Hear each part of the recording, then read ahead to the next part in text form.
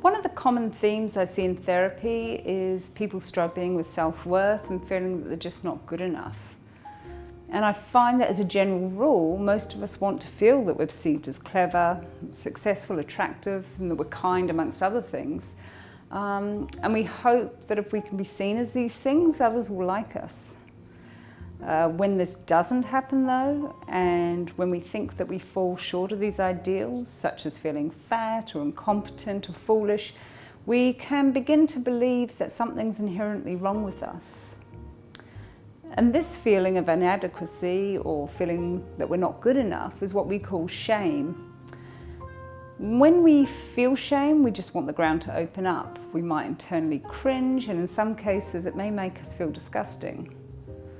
I find that even hearing the word shame, it's often difficult. And just to clarify, it's not guilt, which is about your behaviour, but it's about perceiving yourself as just not good enough. It is, however, a universal human emotion that exists to enhance what we call group belonging behaviours. And this conforming, however, is at the expense of us being our authentic self. If we feel we never measure up and fall short of these ideals, shame can become a chronic issue. We can end up feeling not worthy of acceptance the way we are and fear being rejected. And this in itself can cause significant issues in how we perceive ourselves and how we behave. So now, because it feels so awful to feel shame, we will often do anything to get this feeling out of the way. And some of the signs we look out for are things such as people-pleasing behaviours, not saying no when we want to say yes, and any form of perfectionism. It's also seen in bullying and abuse behaviours in both the victim as well as in the perpetrator.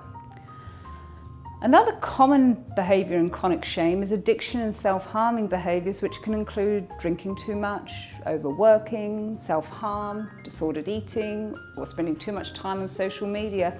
All of these things help us numb and kind of metaphorically block our ears to avoid the pain that shame brings.